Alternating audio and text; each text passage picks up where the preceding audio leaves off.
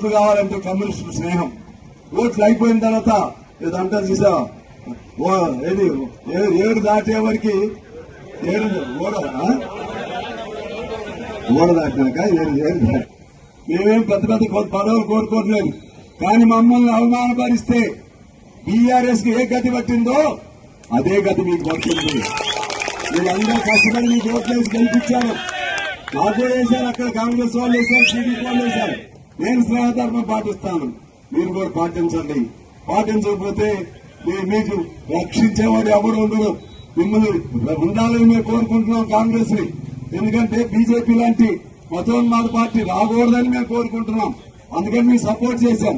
మీ పత్రం మీరే రాసుకుంటే, మీ పత్రానికి సంబంధించి మీరే దానికి శిలాపలకం తయారు చేసుకుంటే, మీ దాని ఏమంటారు, మీ శ్మశాన వాటికుంటుంది శవపేటికలు మీరే తయారు చేసుకుంటే మేమేమీ చేయలేం.